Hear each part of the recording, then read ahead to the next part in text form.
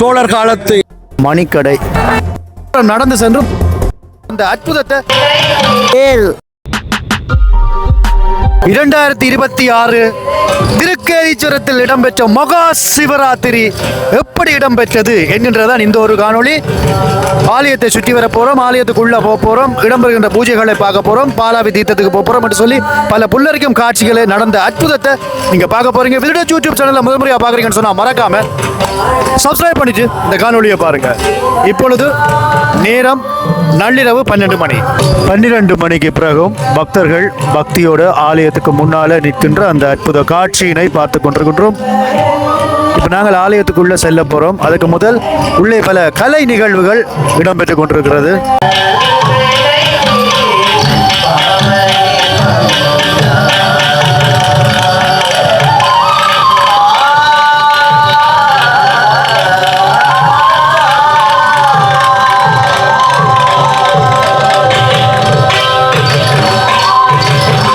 திருக்கேதீஸ்வரம் ஆலயத்துக்கு முன்னாலே நள்ளிரவில் என்னெல்லாம் இடம்பெறுகிறது என பார்த்து கொண்டிருக்கின்றோம். பக்தர்கள் பக்தியோடு இந்த இடத்துல நெய் விளக்கு ஏற்றி எம்பெருமானை வணங்குகின்ற அந்த அற்புதமான காட்சிகளே இவை. பாருங்கள், சுற்றியும் பக்தர்கள் தான். நள்ளிரவு 12 மணி கடந்தும் பக்தர்கள் பக்தியோடு ஆலயத்தை நோக்கி செல்லுகின்ற அந்த காட்சியினையும் அர்ச்சனை செய்துவிட்டு வெளியிலே வருகின்ற அந்த காட்சியினையும் பார்த்து கொண்டிருக்கின்றோம். பக்தர்கள் தங்களது வேண்டுதல்களை இங்கே எம்பெருமானுக்காக வேண்டிக் கொண்டிருக்கின்றார்கள். ஆலயத்துக்குள்ளே இப்பொழுது பூஜைகள் இடம்பெறுகிறது. இதான் அர்ச்சனை தட்டுக்கள் வேண்டுகின்ற அந்த சீட்டுகள் வேண்டுகின்ற இடம். எவ்வளவு அடியவர்கள் பாருங்கள், நேர்த்திக் கடன்களை நிறைவேற்றிக் கொண்டிருக்கின்றார்கள். உள்ளே அந்த சாம பூஜைகள் இடம்பெற்றுக் கொண்டிருக்கிறது. முதலிலே நாங்கள் உள்ளுக்கே சென்று அந்த பூஜைகளை பார்க்க போறோம்.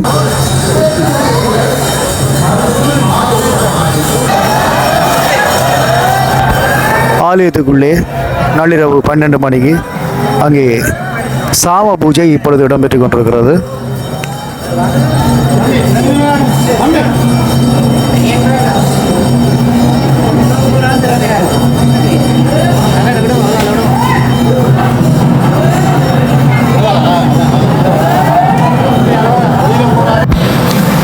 ஆலயத்தினுடைய தெற்கு பிரகார வசந்த மண்டபத்திற்கு அருகிலே நிற்கிறோம்.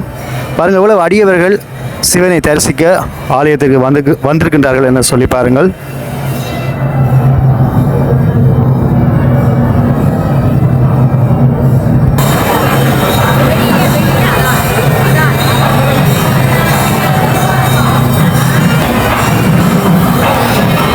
ஆலயம் கருங்கல்லாலே கட்டப்பட்ட ஆலயம். பாருங்கள், இப்போ நாங்கள் ஆலயத்துக்கு அந்த கற்பகிரகத்துக்கு பின்புறம் செல்ல போகிறோம். அங்கே சிறப்பான பூஜைகள் இப்பொழுது இடம்பெற்றுக் கொண்டிருக்கும்.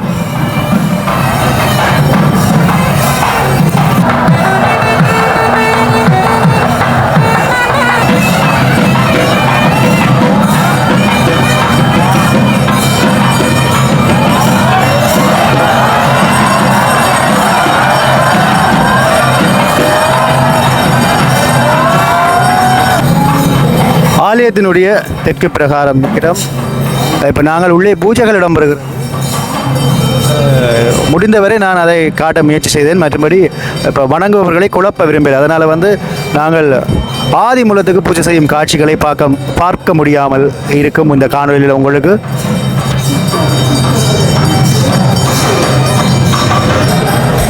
பாலாவி தீர்த்தக்கரையிலே அந்த புனித தீர்த்தம் என சொல்லுவார்கள். அங்கே நீராடினால் பாவங்கள் எல்லாம் போய்விடும். அந்த புண்ணிய தீர்த்தத்திலிருந்து நீரை எடுத்து முக்கியமாக இங்கே இருக்கிற லிங்கத்துக்கு தான் ஊற்றுவார்கள். இப்போ நான் அந்த தீர்த்தக்கரைக்கு இறுதியாக போகிறேன். இப்பொழுது அந்த நீரை ஊற்றுவதற்காக பக்தர்கள் வரிசையாக நிற்கின்ற காட்சி. இப்போ நாங்கள் 12 மணிக்கு முதல் வந்திருந்தால் வரிசை பல கிலோமீட்டருக்கு நின்றிருக்கும். 12 மணிக்கு பிறகு இப்போ நீங்கள் ஏன் இந்த காணொலியை நான் 12 மணிக்கு பிறகு எடுக்கிறேன்னு சொன்னால் 12 மணிக்கு பிறகு இந்த பக்தர்களுக்கு உண்மையிலேயே அந்த ஊற்றுவது இலகுவாக இருக்கும். அடுத்த முறை வந்தால் 12 மணிக்கு பிறகு இருந்து ஊற்றுங்கள், நேர்த்தி கடன்கள் நிறைவேறும். அதோடு இந்த சொல்லுவார்களே கற்பகிரகத்துக்கு பின்னாலே விசேட பூஜைகள் வந்து இங்கே வந்து இடம்பெறும். அந்த காட்சியத்தை நாங்கள் இப்பொழுது பார்த்து கொண்டிருக்கிறோம்.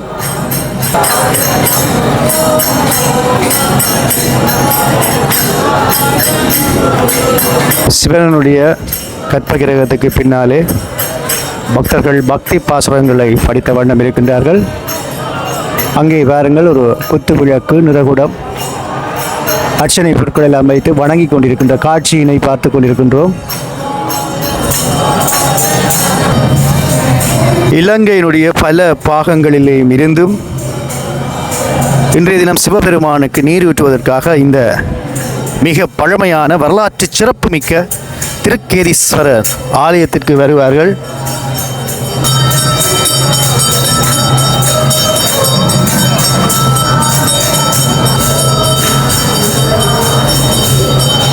உள்ளே இருக்கிற லிங்கத்துக்கு நீர் ஊற்றுகின்ற அந்த அற்புத காட்சியினை நாங்கள் பார்த்து கொண்டிருக்கிறோம். அதோடு 12 மணிக்கு பிறகு இங்கே கற்பகிரகத்துக்கு பின்னாலே சிறப்பு பூஜைகள் இப்பொழுது இடம்பெற்றுக் கொண்டிருக்கின்ற அந்த அற்புத காட்சியினை பார்த்து கொண்டிருக்கின்றோம்.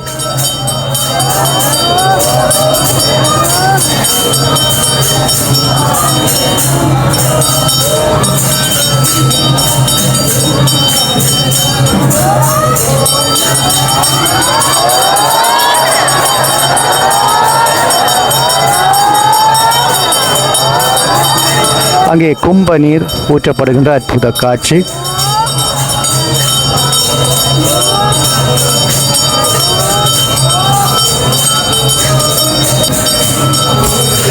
ஏனைய அடியவர்கள் அங்கே சிவபெருமானுக்கு நீர் ஊற்றி கொண்டிருக்கின்ற அந்த அற்புத காட்சியினை பார்த்து கொண்டிருக்கின்றோம்.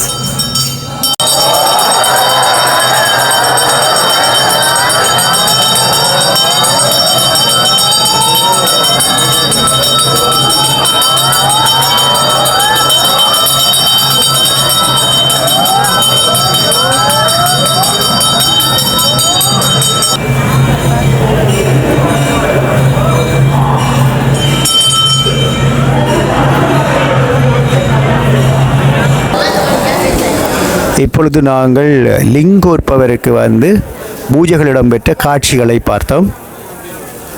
12 மணிக்கு பிறகு, நள்ளிரவு 12 மணிக்கு பிறகு தான் லிங்கோற்பவருக்கு வந்து பூஜைகள் வந்து திருக்கேதீஸ்வரத்தில் வந்து இடம்பெறும். பாருங்கள், இந்த ஐயா எல்லாம் சிவன் போல புலித்தோல் போர்த்து வந்திருக்கிறாரு. இந்த நேரத்தில் வந்து நிறைய யோகிகள் தியானம் வந்து இருப்பார்களா. ஆலயத்தினுடைய மேற்கு பிரகாரம் இப்பொழுது நாங்கள் முன்பகுதிக்கு செல்ல போகின்றோம். பாருங்கள், இந்த இடத்துல இந்த 12 மணிக்கு பிறகு இலகுவாக வந்து நீங்கள் நீர் ஊற்றலாம். அது முக்கியமான ஒரு தகவலாக உங்களுக்கு நான் வழங்கிக் கொள்கிறேன். தொடர்ந்தும் ஆலயத்துக்குள்ளே பூஜைகள் வந்து இடம்பெற்று கொண்டிருக்கிறது. ஆலயத்திற்குள்ளே இருக்கிற பக்தர்களை விட ஆலயத்துக்கு வெளியிலேயும் பல லட்சக்கணக்கான பக்தர்கள் இருக்கின்றார்கள்.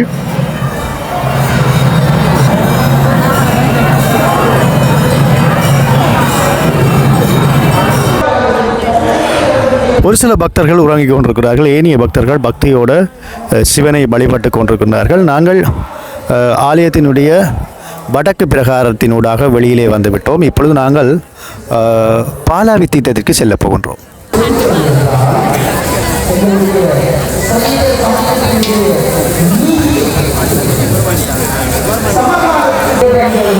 ஆலயத்திற்கு அருகிலே பக்தர்கள் பக்தியோட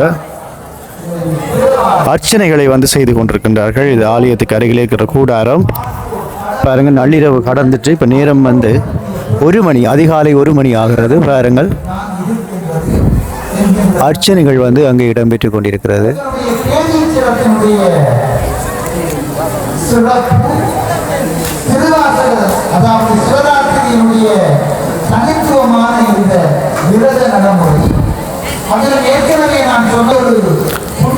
முன்னாலே அர்ச்சனை தட்டுக்களை பாருங்கள், அவ்வளவு அர்ச்சனை தட்டுக்கள் என்று சொல்லி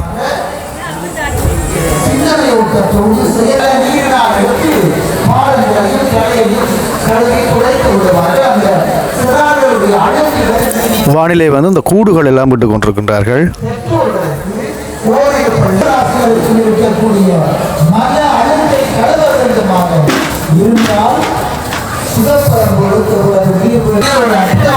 வரலாற்று சிறப்புமிக்க அந்த பாலாவி தீர்த்தத்தினை பார்ப்பதற்காக செல்றோம். இந்த செல்ற இந்த நேரத்தில் உங்களுக்கு எப்படி மக்கள் கூடி நிற்கிறாங்க, மக்கள் என்னெல்லாம் செய்கிறாங்க வெளி வீதிகளில் என்று சொல்லி முற்றுமுழுதாக நாங்கள் பார்க்க போகின்றோம்.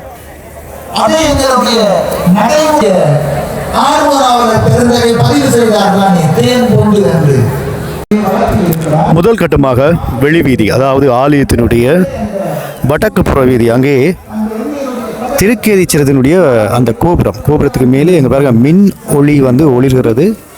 இங்கே வந்து அடியவர்கள் அவர்களுக்கு வந்து தாக சாந்தி வந்து வழங்கி கொண்டிருக்கிறார்கள். இந்த நேரத்தில் ஆலயத்தை சுற்றி இப்படியான பல நல்ல விடயங்கள் வந்து இடம்பெறும்.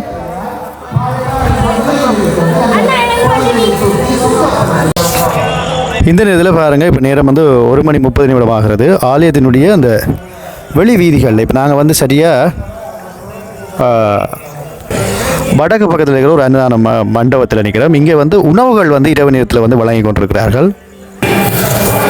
முக்கியமாக இரவு நேரங்களில் பாருங்கள், நீங்கள் எதிர்பார்க்காத உணவு வகைகளை வந்து இலவசமாக இந்த மண்டபத்தில் வந்து வழங்கி கொண்டிருக்கிறார்கள். இதில் வந்து பார்த்தீங்கன்னு சொன்னால் புட்டு, நல்ல சுட புட்டு, சம்பல், அதோட சாம்பார், சொதி, மிளகாய் பொரியல், இப்படி பக்தர்களுக்கு வந்து விடிய விடிய அவர்கள் வழங்கி கொண்டிருக்கிறார்கள். பக்தர்கள் எல்லோரும் வந்து உணவுகளை அருந்தி கொண்டிருக்கின்றார்கள். இந்த மண்டபம் வந்து ஆலயத்தினுடைய வடக்கு பிரகாரத்தில் வந்து இருக்குது. துவட்டா மணி மண்டபம், துவட்டா மண்டபம் அப்படி என்று அழைக்கப்படுகிறது. துவட்டா என்று சொன்னால் மாந்தையை ஆண்ட மன்னன், அதுதான் துவட்டா. இதுதான் அந்த துவட்டா மணி மண்டபம். 1:30 பிறகு என்னெல்லாம் இடம்பெறுகிறது என பார்த்து கொண்டிருக்கின்றோம். என்ன ஆலயத்தை சுற்றி பல பகுதிகளுக்கு போகிறோம், மணிக்கடைகளுக்கு எல்லாம் போகிறோம்.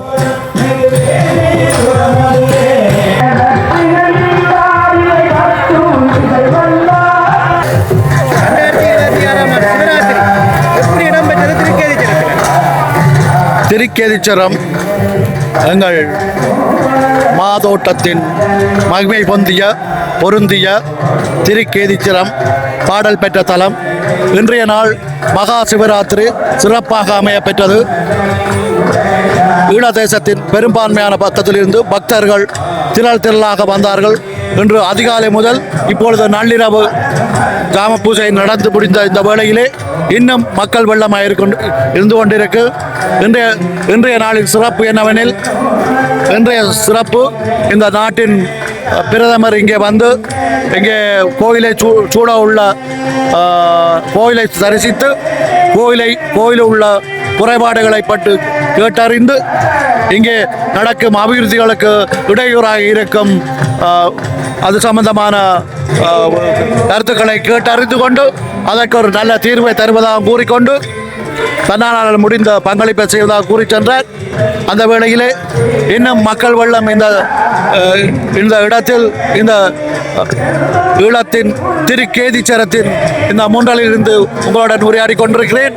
இந்த வேளையில் பாருங்கள், இப்பவும் மக்கள் வெள்ளம் திரளாக வந்து பாலாவியின் தீர்த்தத்தை எடுத்து இந்த எங்கள் அரிய பொக்கிசமாம் சோழர் காலத்து இலிங்கத்திற்கு அவர்கள் தங்கள் கரங்களாலே அந்த அபிஷேகம் செய்கிற இத்தருணத்தில் மகா சிவராத்திரியின் சிறப்பு இன்னும் இதைவிட அடுத்த ஆண்டும் மேலும் இன்னும் சிறப்பாக அமைய எம்பெருமாரை வேண்டி நின்று இந்த தருணத்தை அருளிய எமது நண்பருக்கு நன்றியை கூறி உங்களை இருந்து விடைபெறுகிறேன். நன்றி, வணக்கம்.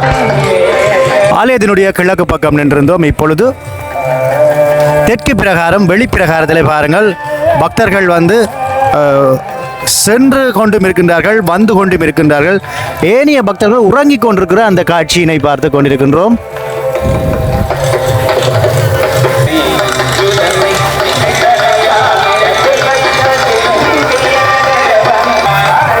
இப்பொழுது நாங்கள் பாலாவி தீர்த்த கரைக்கு வந்து சென்று கொண்டிருக்கிறோம்.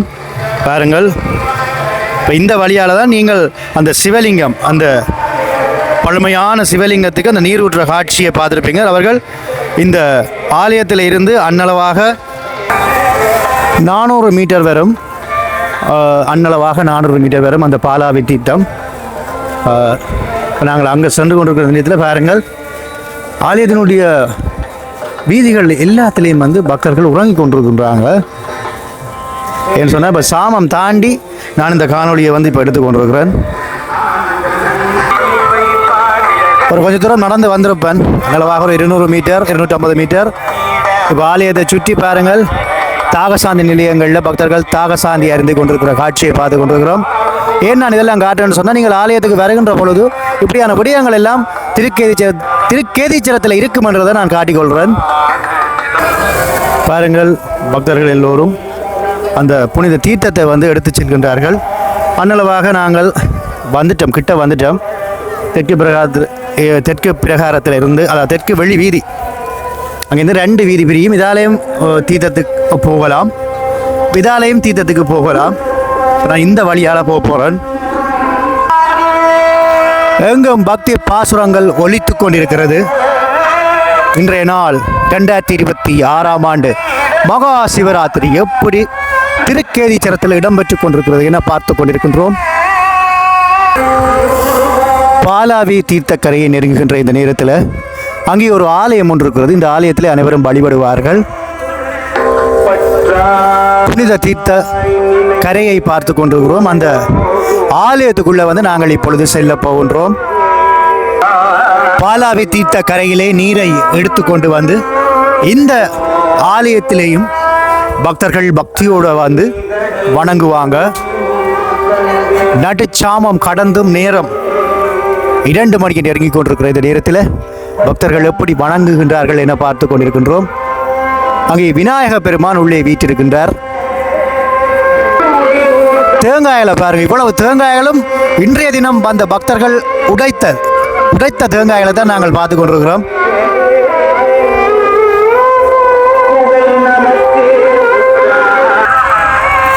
புனிதமான பாலாவி தீர்த்தத்தை நாங்கள் இப்பொழுது பார்த்து கொண்டிருக்கின்றோம். இங்கே இறைவனை வேண்டி குளித்தால், முழுகினால் பாவங்கள் தீர்ந்துவிடும் என்பது பொருள்.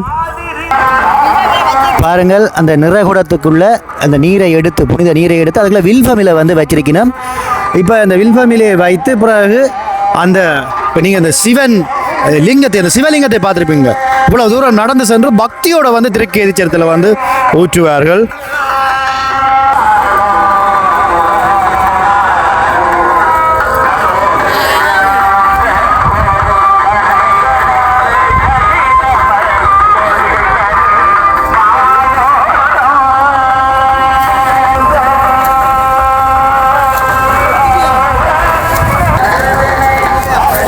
அடுத்ததாக நாங்கள் மணிக்கடையை பார்க்க போகிறோம். அது மணிக்கடை என்று சொல்ல முடியாது, மணிக்கடல் அப்படின்னு தான் சொல்லணும்.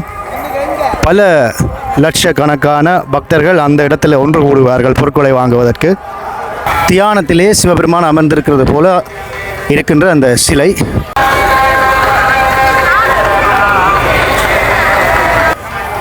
அவர் அருள் பாலித்து கொண்டிருக்கிற இதே நேரத்தில் பாருங்கள், எவ்வளவு பக்தர்கள் இங்கே சென்று கொண்டிருக்கிறார்கள் என்று. இவர்களெல்லாம் மணிக்கடையில் போய் பொருட்களை வாங்கி பிறகு வந்த பஸ்கள் தாங்கள் எதில் இந்த திருக்கேதீச்சரத்துக்கு வந்துச்சினமோ அந்த வாகனங்களில் வீடுகளுக்கு வந்து செல்லுவார்கள். அப்பா அடேங்க அப்பா, சனம் மிராட்டுத. மணிக்கடைகள், குளிர்களி கடைகள், கச்சான் கடைகள் என அனைத்தையும் ஒன்றாக நாங்கள் பார்த்து கொண்டிருக்கிறோம். கடைகளை பாருங்க, சுற்றி வர கடையெல்லாம் கடல் போல இருக்கும் என்று சொல்லி சொன்னால் அப்படி தான் இருக்குது கடைகள். பக்தர்கள் ஆலயத்தை விட அதிகமாக இங்கே தான் நிற்கின்றார்கள்.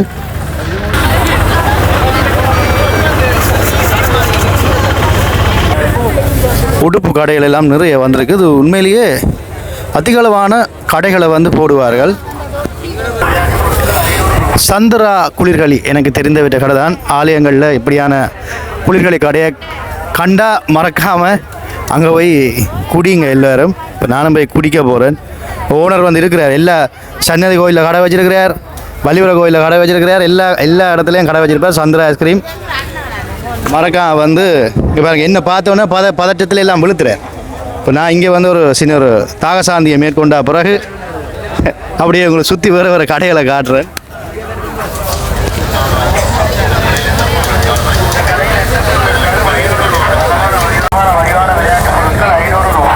செருப்பு கடைகள் இங்கே பாருங்கள், ஒரு கடைகளை வந்து நாங்கள் பார்த்து கொண்டிருக்கிறோம். மலிவு விலையில் 1500 ரூபான்னு சொல்லி போட்டிருக்கணும்.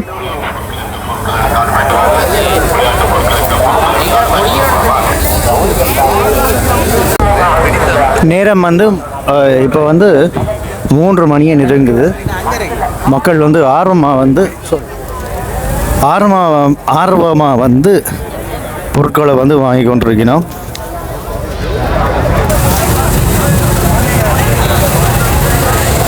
ஐயா எல்லாம் நல்லா சுட்ட கச்சானை வந்து வரத்து கொண்டு இருக்கிறார் பாருங்க. வரங்க ஐயா. அப்படிதான் பிஸ்னஸ் சூடு பறந்து கொண்டு இருக்கு.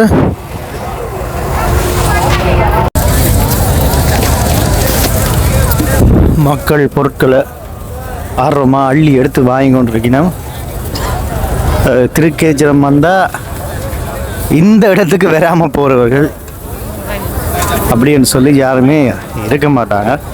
நான் சொல்கிற விடயம் விளங்கிகளோடும் 100க்கு ஒரு 60% மாணவர்கள் வருவாங்க பொருட்களை வாங்குறதுக்கு.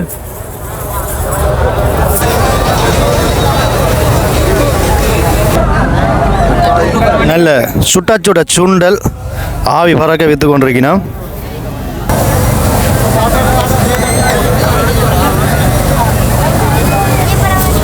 கடை போக வந்து கொண்டே இருக்குது. இதுக்குள்ளே வந்தால் உடனடியாக வேகமாக வெளியில் போகல, அது போக கடை வருது பாருங்க.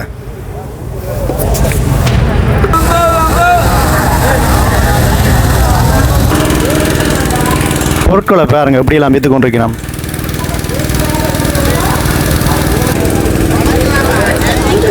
அப்படியே நாங்கள் வீதிக்கு வந்தாலும் பக்தர் கூட்டத்தை தான் பார்க்கக்கூடிய மாதிரி இருக்குது. அப்படியே பாருங்க. இப்போ நீங்கள் அந்த உயரமாக பார்க்குறீங்களே, இப்போ தெரியாது, அங்கே தான் நாங்கள் நின்றுருந்தோம். அதுக்குள்ளே அப்படியே கடையெல்லாம். இப்போ பாருங்க, 2026 சிவராத்திரி மணிக்கடை வியாபாரங்கள் களை காட்டி கொண்டிருக்கு. உண்மையிலேயே அவர்களுக்கு லாபம் பெறும் என்று தான் நினைக்கிறேன். வீதி எங்கும் வியாபாரிகள் தான் இந்த இடத்துல முற்றும் முழுதாக நிற்கிறாங்க. மக்களும் பொருட்களை வந்து ஆர்வமாக வாங்கி கொண்டிருக்கணும்.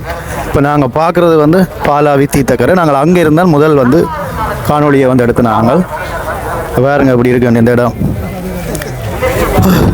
ஓகே, நன்றி மக்களே. 3 மணியை கடந்துட்டு நானும் போகணும் யாழ்ப்பாணம். காணொலியை உங்களுக்கு போடணும். அடுத்த காணொலியில் உங்களை நான் சந்திக்கும் முறை என்று மூலம் விது டாட்